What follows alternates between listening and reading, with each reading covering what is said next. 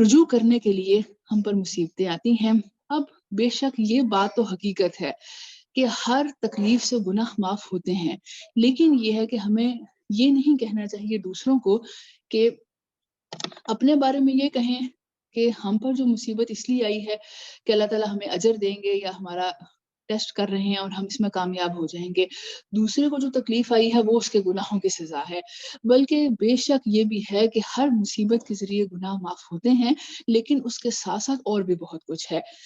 جیسے کہ یہ بھی رسول اللہ صلی اللہ علیہ وآلہ وسلم نے فرمایا کہ مسلمان کسی بھی بیماری میں مبتلا ہوتا ہے، تھکن، تکلیف، غم، کوئی بھی ٹینشن اس کو لاحق ہوتی ہے، کوئی فکر پریشانی، مگر اس کی وجہ سے اس کے گناہ معاف ہوتے ہیں۔ چھوٹی چھوٹی چیزوں پر بھی گناہ معاف ہوتے ہیں۔ اور یہ بھی ساتھ ساتھ ذہن میں رکھیں کہ اگر ہر گناہ پر سزا ملنے لگے تو ہم بچ نہیں سکتے۔ تو بے شک جب بھی آپ پر مصیبت آئی، اسے ایک تو آپ کے گناہ معاف ہو گئے، دوسرا آپ کا درجہ بلند ہوتا ہے۔ رسول اللہ صلی اللہ علیہ وآلہ وسلم نے فرمایا کہ کئی مرتبہ اللہ تعالیٰ نے کسی بندے کے لیے اپنے ہاں بڑا بلند مقام لکھا ہوتا ہے کہ یہ اس درجے کو پہنچے گا، لیکن وہ ایسے اعمال ہی نہیں کرتا،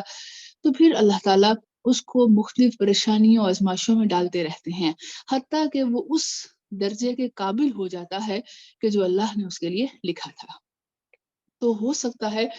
کہ ہماری نمازوں میں کمی ہو، ہم کہاں اتنی لمبی لمبی نمازیں پڑھنے والے ہیں، اتنے نوافل پڑھنے والے، بہت روزے رکھنے والے، یا بہت زیادہ جیسے صحابہ صدقہ کیا کرتے تھے، سب کچھ اپنا دے ڈالتے تھے، ہم کہاں ایسے اعمال کرنے والے ہیں؟ تو شاید اللہ تعالیٰ نے اجر بہت بڑا لکھا ہو، جنت بہت قیمتی ہے، ایسے ہی مل جانے والی چیز تو نہیں ہے۔ تو ہو سکتا ہے کہ ایسی تکلیفوں آزمائشوں کے ذریعے اللہ تعالیٰ ہمیں وہ درجہ عطا کر دیں۔